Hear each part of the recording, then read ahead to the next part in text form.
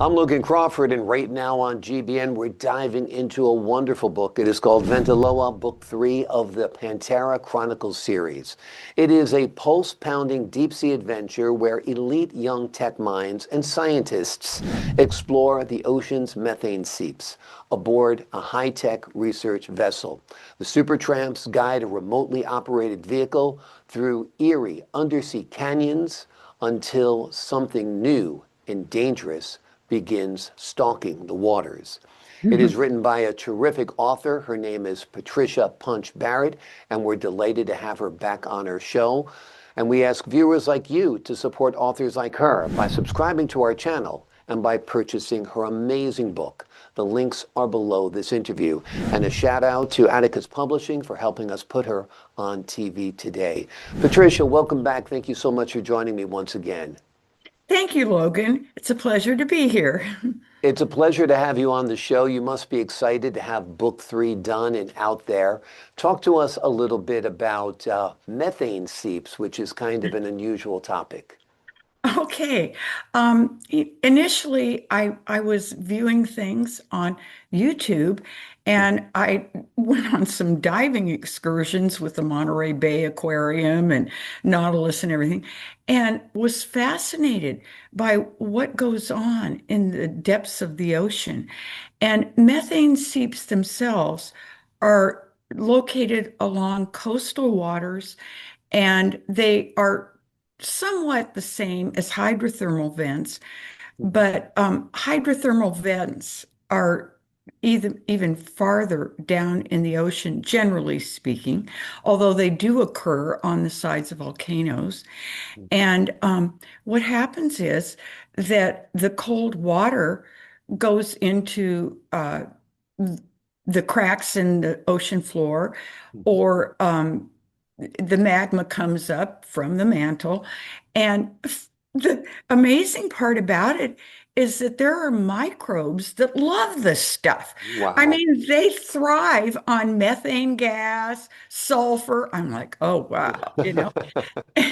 And everyone is familiar with the concept of photosynthesis, but Hmm. I had no idea that chemosynthesis is really at the bottom of the entire system of life on Earth. Wow. Because, yeah, the microbes feast on this stuff, and then they form microbial mats, and there are creatures that feast on the microbes. And Mm. so it goes up the food web, and there are structures at the depths of the ocean, like chimneys that are built up Mhm. by the creatures that live down there. It's unbelievable. Yeah. They live under such pressure. There's no light, and this Mm. is what they thrive on. And of course, the oceans are fundamental to life on Earth. A lot of people earn their living directly or indirectly from the oceans, the coast, the beautiful homes that are situated on the coast, the businesses and everything. And my concern that precipitated this book was, if the trawlers are lining up for this race to the bottom of the earth, Mhm. and they're already mapping the ocean floor. The technology is there, and some of the minerals that are spewed out are vital to the tech industry. I mean, things like cobalt, and I can't even pronounce the names of some of these rare earth minerals, but they're valuable. Mhm. And if we start marauding through the ocean floor, these workshops for life that are at the core of all life on Earth, then it's something to consider. And people that are into marine science, well, they know this, Mhm. but the people that are, busy with their lives, and they don't think about this, Mm. but we all should be concerned about tearing up the ocean floor to gain these minerals that are vital to the next era of science, which of course is quantum engineering and space exploration, the quantum engineering contingent upon quantum computing. And these high-tech industries require these rare earth minerals. Hmm. So, you, it's something to consider and be aware of Yeah. before we start tearing up the ocean depths.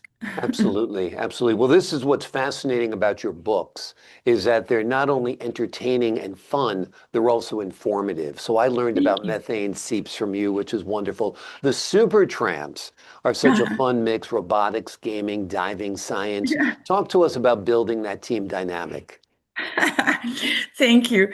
Well, it's interesting even to myself because in the first book there were there's a certain amount of mystery and wild card factors that the super tramps have, and they come into play in book three, Ventiloa, because they're so highly skilled in robotics and uh, high-tech stuff. Hmm. And they instinctively know how to salvage things when they go sideways.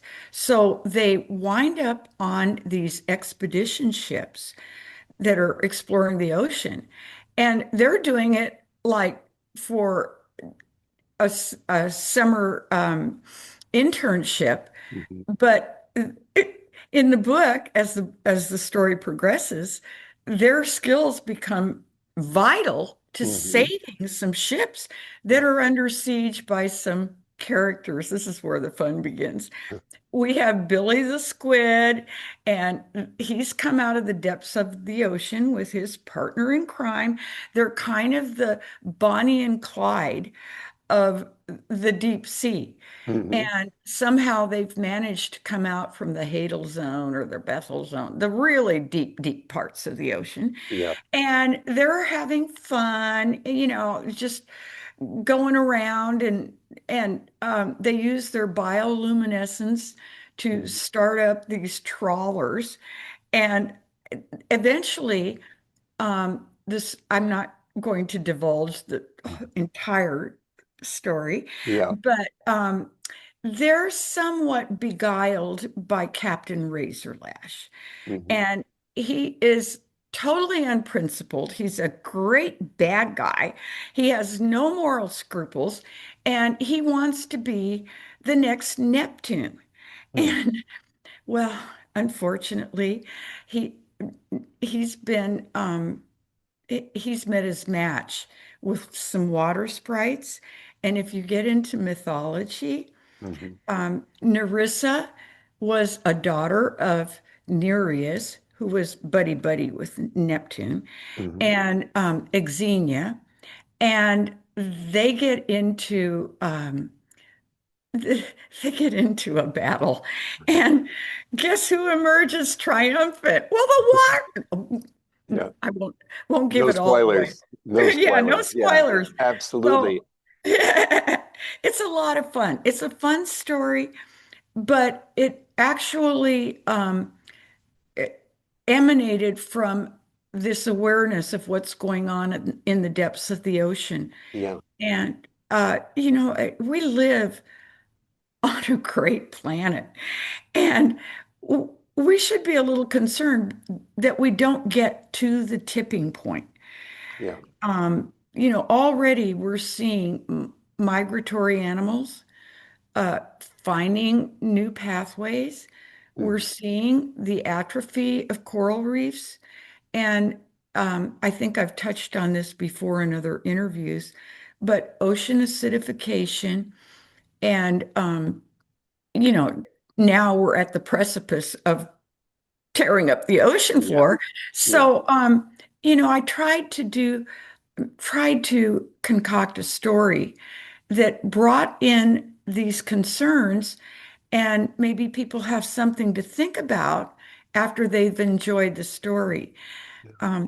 And in fact, um, uh, uh, Mr. Cameron uh, went to Challenger Deep Hmm. over there in the Marianas Trench, and he actually went down, 5, 7 miles down in a submersible. And he's really dedicated to science, Hmm. and he's been there, Yeah. and so, I think it's something that as we move forward, we're going to see some very original stories brought out by production companies, Mm. and hopefully they'll include some care and concern for our planet's oceans. Absolutely, like your book series does. So speaking of Hollywood, have you envisioned this as a TV series or a series of films? Well, I would love that. Yeah. I think it's kind of an uh, infinitely expandable concept because the Super Tramps are based in Las Vegas and they're stunt doubles. We're probably going to get more studios Hmm. here in Vegas. There's some being built in Summerlin, Hmm. and I think the Sony studios, well, it's tax friendly, Yeah. and they can go anywhere around the globe. They're not just restricted to Las Vegas. And I think it would be fun to have some characters with some extraordinary abilities. And Mhm. you'll have to read the first 3 books to, find out about that. But they also are on this Panterra Star Ranch here in Vegas. And along on the property is the Mobstar Grand Marquis Hotel and Resort with a labyrinth underneath it.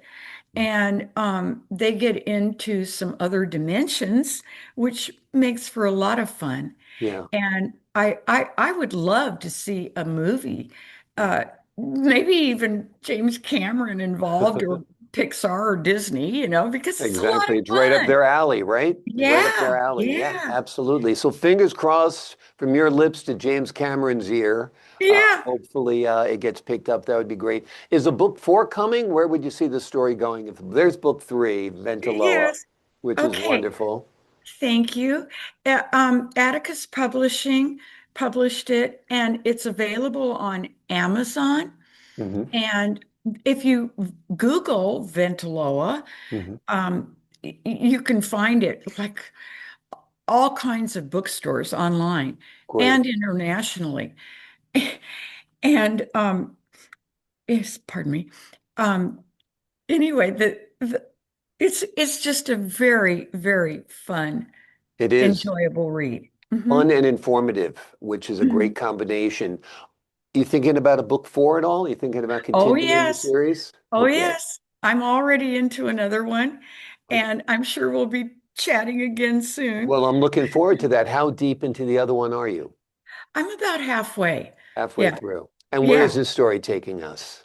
Well, it starts at like a cantina and a grill Hmm. across the street from the Mobstar Hotel, Okay. Mobstar Grand Marquis Hotel and Resort.